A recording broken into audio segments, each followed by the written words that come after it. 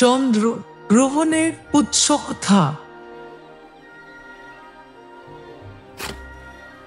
এক সময়ের কথা, এক যুবক মায়ের সঙ্গে একদম গরিব অবস্থায় বাস করত। আকিদা খুব সংবেদনশীল ছিল। সে সবকিছু নিজে করত, কারণ সে তার মাকে ভালোবাসত, যিনি বৃদ্ধ ও দুর্বল ছিলেন। কিন্তু একদিন আকিদার মা গুরুতর অসুস্থ হয়ে পড়লেন এবং মারা গেলেন।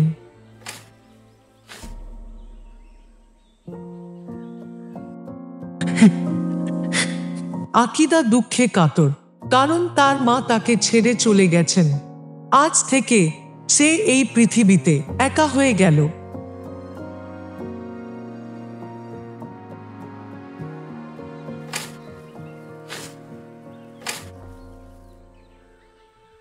একটি নতুন বটচামচ কেন মাটির নিচে থাকবে? সত্যি অদ্ভুত। হঠাৎ মায়ের কবর খোঁড়ার সময় এই চামচটা পেলাম। এটাও হয়তো কপাল। ঠিক আছে, এটা নিয়ে যাব এবং মায়ের রেখে যাওয়া অমূল্য সম্পদ মনে করব। যখন থেকে সে বট চপস্টিকটি কুড়িয়ে পেয়েছিল, আকিদা সব সময় সেটি নিজের কাছে রাখত। প্রতিবেশীরা দেখে হেসেছিল। আকিদা কেন সব সময় এটা সাথে রাখে? আমি দেখি ও এটা সব সময় পরে থাকে। নিশ্চয়ই এটা তার মায়ের কোনো দামি জিনিস। একটা বট চপস্টিক, আবার দামি জিনিস। এই চপস্টিকটা কেউ বোঝে না। আমি এটা সব সময় সাথে রাখবো, ঠিক যেমন মা সব সময় আমার পাশে থাকে।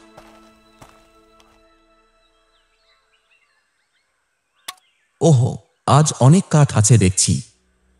এটা কুড়িয়ে শেষ করলেই বাড়ি ফিরব। ওহো মা গো, অজগর! ভয় পেও না যুবক। এই অজগরটা মানুষের মতো কথা বলতে পারে নাকি? আমি তোমার কোনো ক্ষতি করব না। আমি শুধু তোমার বট চপস্টিকটা ধার চাইছি। অজগর চপস্টিক ধার নিয়ে কি করবে? আমার স্বামী এইমাত্র মারা গেছেন। যদি আপনার বট চামচটি ধার নিয়ে আমার স্বামীর নাকে রাখতে পারি, তাহলে আমার স্বামী এখনই বেঁচে উঠবেন। কি? আমার বট চপস্টিক কিভাবে তোমার স্বামীকে বাঁচিয়ে তুলতে পারে? আমি বিশ্বাস করি না এই চপস্টিকে কোনো জাদু আছে। যদি তুমি বিশ্বাস না করো, তাহলে আমার সাথে এসো। এই অজগরটাকে বিশ্বাস করা উচিত হবে কি? যদি এটা কোনো রাক্ষসী হয় আর আমাকে ফাঁদে ফেলে ধরে খায়? আমি কোথাও যাব না। এটা কিভাবে সম্ভব যে একটা চপস্টিক কাউকে বাঁচাতে পারে? অজগরটা কি আমাকে তার গুহায় নিয়ে গিয়ে দয়া করে আমার স্বামীকে বাঁচান। আমি আপনাকে ঠকাচ্ছি না। আমি যদি আপনাকে খেতে চাইতাম, তাহলে আমি আপনাকে এখানেই খেতে পারতাম। গুহায় নিয়ে যাওয়ার দরকার কি? আরে হ্যাঁ, ওর কথায় তো কিছু মানে আছে। না হয় ওর পেছনে যাই। ওই অজগরটা নিশ্চয়ই সাধারণ কিছু নয়। আর তাছাড়া যদি সত্যি এমন হয়, তাহলে তো আমরাই নিষ্ঠুর হয়ে যাব। ঠিক আছে, আমি অজগরের সাথে ফিরে যাব। অজগর, পথ দেখাও। দয়া করে আমার সাথে আসুন। ঠিক তাই, সাপটি আকিদাকে তার স্বামীকে বাঁচাতে গুহায় নিয়ে গেল। আকিদা সাপের কথা মতো কাজ করল। মাটিতে মৃত অবস্থায় পড়ে থাকা সাপের স্বামীর নাকের সামনে বট চামচটি রাখল। সেই সাপটি ধীরে ধীরে জেগে উঠল। ধন্যবাদ দয়ালু যুবক। আহা, ভাবিনি এই কাঠি এতই আশ্চর্যজনক। আমি জানতাম না। আপনার বট চামচ একটি সাধারণ চামচ নয়। এর অলৌকিক ক্ষমতা এর গন্ধে নিহিত। মৃত ব্যক্তি যখন চামচের গন্ধ পায়, তাৎক্ষণিকভাবে জীবিত হয়ে ওঠে। তাই? কিন্তু আমি এটা আমার মায়ের কবর খুঁড়তে গিয়ে পেয়েছিলাম। হঠাৎ করে এটা এত জাদুকরী হয়ে গেল কেন?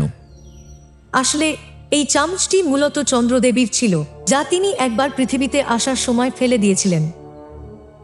তাই নাকি? তাহলে তো আমাকে দেবীটিকে খুঁজতে হবে এবং চামচটি তাকে ফেরত দিতে হবে। সম্ভবত দেবী আর এই চামচটির দিকে মনোযোগ দেন না। তুমি বরং এটি নিয়ে যাও এবং সবার উপকার করো, সেটাই ভালো হবে। এই চপস্টিকটা পেয়ে মানুষকে বাঁচানো গেলে খুব ভালো হবে। যদি আমার কাছে এই চপস্টিকটা আগে থাকতো, তাহলে আমার মা মারা যেতেন না। হয়তো সেটাই সেই উপহার যা তোমার মা চেয়েছিল তুমি পাও তার মৃত্যুর আগে। হয়তো সেটাই সত্যি। তাহলে এখন থেকে আমি এই চান্সটি মানুষকে বাঁচানোর জন্য ব্যবহার করব। নিশ্চয়ই আমার মাও খুব। কিন্তু তোমাকে মনে রাখতে হবে এই রহস্য অন্য কাউকে বলা যাবে না, না হলে চামচটি তার সমস্ত জাদু হারিয়ে ফেলবে। শুধু যদি তুমি এই রহস্য অন্য কাউকে না বলো, তাহলে তার অলৌকিক ক্ষমতা কখনোই। ধন্যবাদ, আমি বুঝেছি।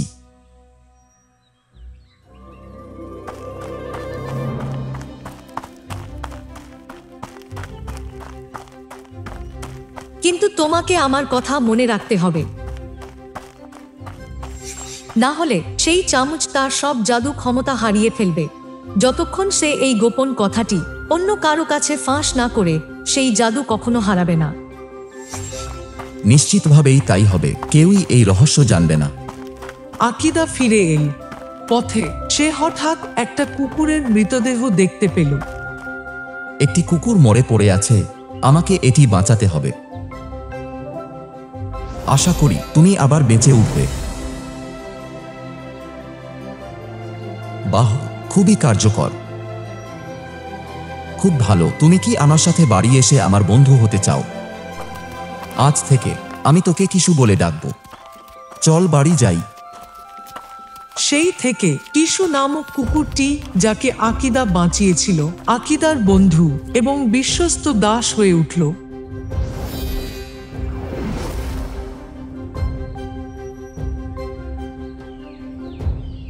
যেদিন থেকে আকিদা গোপন সেই বট কাঠিটি নিয়ে গ্রামে ফিরল, সে একজন বিখ্যাত হাকিম হয়ে উঠল যে মৃতদের জীবিত করতে পারত। কিন্তু কেউ জানত না যে তার ক্ষমতা এই কাঠি থেকে আসছে। একদিন এক কর্মকর্তা এসে তাকে রাজপ্রাসাদে আমন্ত্রণ জানায়। আমি কি জানতে পারি এটা কি বৈদ্য আকিদার বাড়ি? হ্যাঁ, আপনি কি রাজদরবারের কর্মকর্তা? কোনো কারণে আমার বাড়িতে এসেছেন? বৈদ্য আকিদা, আমি শুনেছি যে আপনি মৃতকে জীবিত করতে পারেন। আজ রাজকুমারী মারা গেছেন এবং এতে রাজা অত্যন্ত শোকাহত। আপনার খ্যাতি রাজদরবারে পৌঁছেছে, তাই রাজা আমাকে আপনাকে প্রাসাদে আমন্ত্রণ জানাতে পাঠিয়েছেন। তাহলে এখনই যাওয়া যাক। কিশু, চলো যাত্রা শুরু করি। এইভাবে আকিদা আবার চপস্টিকটা নিয়ে রাজপ্রাসাদে গেল রাজকন্যাকে বাঁচাতে। মহারাজ, আমি তাকে প্রাসাদে নিয়ে এসেছি। তুমি কি সেই স্বর্গীয় চিকিৎসক যার নাম সারা রাজ্যে ছড়িয়ে পড়েছে? তুমি কি সত্যিই মৃত মানুষকে জীবিত করতে পারো? মহারাজ, শুনেছি তিনি অনেক মানুষকে বাঁচিয়েছেন। আমার নিজের এক প্রতিবেশীকেও তিনি বাঁচিয়েছেন। সত্যি? তাহলে তো খুব ভালো। দ্রুত যাও এবং আমার রাজকন্যাকে বাঁচাও। জি মহারাজ, আমি সর্বোচ্চ চেষ্টা করব। যখন আমি চিকিৎসা করব, কেউ ভেতরে ঢুকতে পারবে না। দয়া করে কেন এমন করতে হবে? মহারাজ, দয়া করে তার কথা শুনুন, না হলে সমস্যা হতে পারে। ঠিক আছে, তাহলে তুমি ভিতরে যাও। অবশেষে আকিদা রাজকন্যাকে বাঁচাতে সক্ষম হল। সারা রাজপ্রাসাদ আনন্দে মেতে উঠল। মহারাজ, এটা সত্যি অলৌকিক। এই বৈদ্য আকিদা পরীক্ষা করার পরপরই সত্যি? হ্যাঁ মহারাজ, রাজকুমারী বেঁচে উঠেছেন। তুমি সত্যি একজন দৈব চিকিৎসক। আমি তোমাকে পুরস্কৃত করব। কেউ আছো, তাড়াতাড়ি অনেক সোনা ও রূপা নিয়ে এসো, যাতে আমি এই স্বর্গীয় চিকিৎসককে পুরস্কৃত করতে পারি। হ্যাঁ মহারাজ, আমার একটি ধারণা আছে। সাহস করে আপনার কাছে ঠিক আছে, বলো। রাজকন্যা জেগে ওঠার পর এই দৈব চিকিৎসকের প্রতি অত্যন্ত কৃতজ্ঞ। দৈব চিকিৎসকও একজন প্রতিভাবান ব্যক্তি। তাহলে হ্যাঁ হ্যাঁ, আমারও তেমনই ইচ্ছা। তোমাকে বলতে হবে না, আমিও বুঝেছি। তুমি সেই ব্যক্তি যে আমার কন্যাকে বাঁচিয়েছে। রাজকন্যার জীবন তোমার কারণে ফিরে এসেছে। তাহলে আমি রাজকন্যাকে তোমার সাথে বিয়ে দেব। তুমি কি রাজ্যের রাজজামাতা হতে রাজি, আকিদা? আমি কৃতজ্ঞ মহারাজ। রাজা আকিদার প্রতি কৃতজ্ঞ হয়ে রাজকুমারীকে তার সঙ্গে বিয়ে দিয়েছিলেন। তাই সে জামাই হয়ে গেল। বিয়ের অনুষ্ঠান বিশালভাবে অনুষ্ঠিত হয়।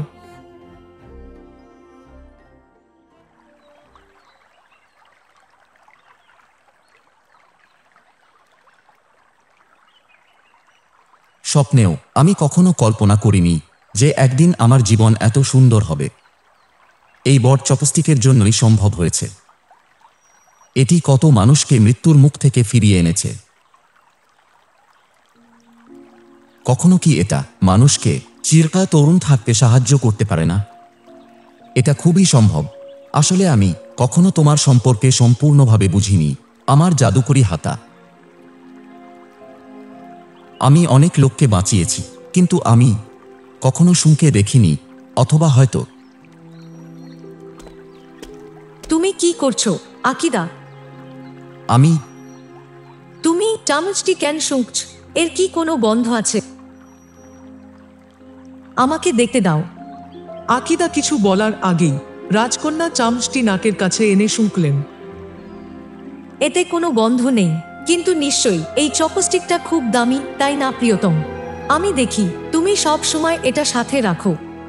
এটা শুধু একটা চামচ যা আমাকে মায়ের কথা মনে করিয়ে দেয়, তাই আমি সবসময় এটা আমার সাথে রাখতে চাই।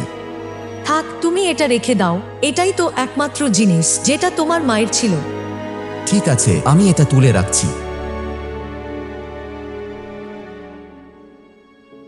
রাজকন্যা দিন দিন আরো তরুণী ও সুন্দরী হয়ে উঠছেন। এত বছর কেটে গেছে, কিন্তু আমি এখনো রাজকন্যাকে আগের মতোই তরুণী। আমি স্বীকার করি, এত বছর কেটে গেছে, কিন্তু আমার নিজেকে একটু বুড়ো মনে হয়। ঠিক যেমনটা আমি ভেবেছিলাম। বট চপস্টিকটা শুধু মৃতকে বাঁচিয়ে তুলতে পারে না, বরং অমরত্ব দিতে পারে। 10 বছরেরও বেশি হয়ে গেছে, কিন্তু আমি বা আমার স্ত্রী কেউই বুড়ো হইনি। আমার সন্দেহ যা ছিল সেটাই সত্যি হলো। এই পৃথিবীতে কেউ চিরকাল যৌবন ধরে রাখতে পারে না, আমার মতো অমর হতে পারে না। অথচ এই দুই মর্তবাসী চিরকাল তরুণ থাকতে পারে। এটা কি হতে পারে যে এই দুজন আমার জাদুকরি কাঠিটি খুঁজে পেয়েছে? আমাকে বিষয়টি পরিষ্কারভাবে জানতে হবে। হে জাদুর আয়না, নিচের মানব জগতে তাকাও। দেখো সেই দুইজন সাধারণ মানুষ, তাদের হাতে কি আছে যা তাদেরকে চিরকাল তরুণ রাখছে এবং আমাকে থেকেও সুন্দর।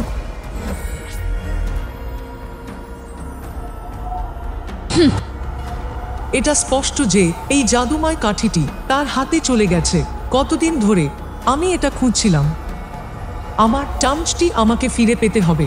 জাদুকরি চামচ লসরদের হাতে থাকতে পারে না। আমাকে অবশ্যই আমার জাদুকরি চপস্টিকটা ফেরত নিতে হবে। এক রাতে যখন আকিদা এবং রাজকুমারী ঘুমিয়েছিলেন, হঠাৎ করে চাঁদের দেবী উপস্থিত হলেন। তিনি তার দৃষ্টিকে দুটি আলোর রশ্মিতে রূপান্তর করে আকিদার জাদুর ছড়ির দিকে সোজা নিক্ষেপ করলেন। আহা, দেখো, সূর্য উঠেছে। হে ভগবান, চপস্টিকে ছত্রাক ধরেছে কেন? আমি তো সব সময় এটা পরিষ্কার করি। আমাকে এটা রোদে শুকাতে দিতে হবে। আর কতক্ষণ পাহারা দিতে হবে কে জানে। তবে তো লাঠিটা ছাঁচমুক্ত হবে। সৈন্যদের পাহারা দিতে বললে কেমন হয়? হবে না। আহা, কিশুকে একটু দেখতে বলি।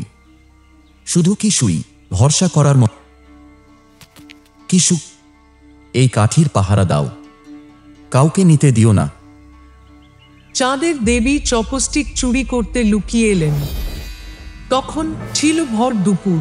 চাঁদের দেবী একটি ক্ষীণ আলো বিকিরণ করছিলেন, তাই কিশু তাকে স্পষ্টভাবে দেখতে পায়নি।